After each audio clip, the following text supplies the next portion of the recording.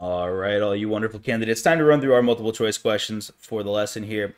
First off, beginning, which of the following is a list of courts that are referred to as courts of original jurisdiction or trial courts for tax matters? Take a look.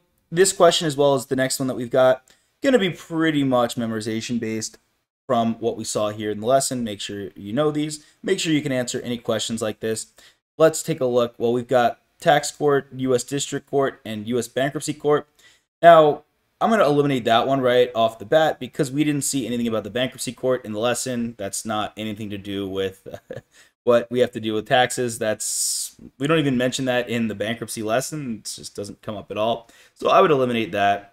Now, these are courts of original jurisdiction, meaning these are not appellate courts, meaning these are not courts where there's any appeals. So, as such, we see appeals and appeals.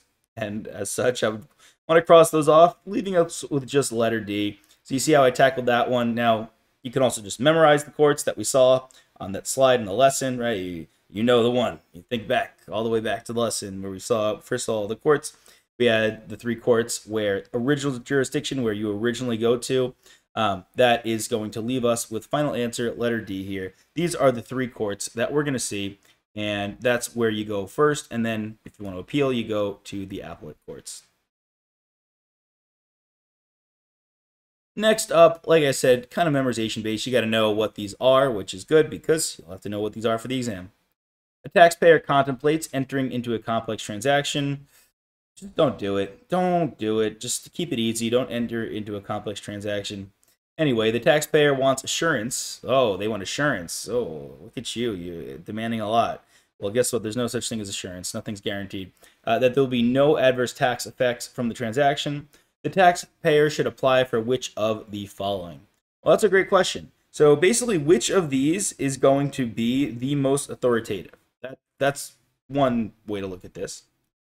First of all, another way to look at it is which of these will actually provide you with assurance. Now, they're saying assurance, right? That's pretty hefty. So which of these is going to give you the highest belief that the IRS will agree with what you're doing? All right, let's take a look through it. If you've watched enough of my lectures, you know me. I love going out of order because I'm a nut job. Let's start with letter D. Revenue ruling. What is that? Well, that's a document going to be issued by the IRS that provides guidance on how the tax law applies to certain facts and circumstances. It's not specific to your transaction. That's the gist of what we got going on.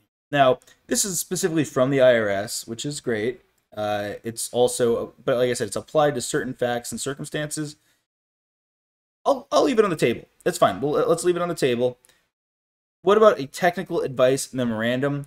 This is going to be something where it's an internal document issued by the IRS to its employees. Again, something you got to memorize from the lesson. Also, just what it is.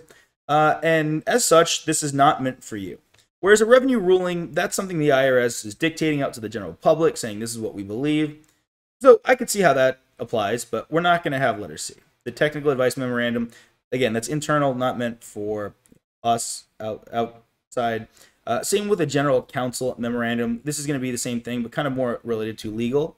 Now, what about a private letter ruling? What is that? Well, that's actually going to be a written statement issued to a taxpayer from the IRS. Now, this is given to you from the IRS. This is much more direct than a revenue ruling. Because a revenue ruling, this is just a general ruling by the IRS, whereas this applies to your specific situation. This applies the tax law to you as the taxpayer, your particular set of facts. This is going to provide you with assurance that the transaction you're contemplating will not have any adverse tax effects. I'm going to go out on a limb and say that most normal taxpayers with their standard W-2s and simple 1040s are not going to ever warrant a private letter ruling from the IRS. But if you're a bigwig, super wealthy, high net worth individual, maybe you get one of these from the IRS about what you're about to do. There we go. Those are our multiple choice questions we got. Keep up the good work. If you think you've done enough, do more multiple choice questions. Watch more lectures. You got to get those numbers up. Practice, practice. You can do this. I believe in you. Keep going, and I'll see you in the next one. Hey there. Are you ready to not only pass your CPA exams, but truly understand and enjoy the material while studying? I know it seems impossible, right? Especially to enjoy the material? We'll do it together. Tap into the power of cpa.examprep.ai, where we've got personalized quizzes, multiple choice questions, memorization guides, flashcards, simulations, all tailored to your learning. Our adaptive study planning puts you on the fastest path to success and lifts you back up if you fall behind. Avoid wasting your precious time and money attempting an exam with a low chance of passing, because who wants that? We want to get you through this process as quick as possible. Our exam readiness prediction lets you walk in with confidence, knowing that you're prepared for success on exam day. Thankfully, there's no payment method needed to get started, so why don't you come join us? Visit cpa.examprep.ai and let's achieve your exam success together.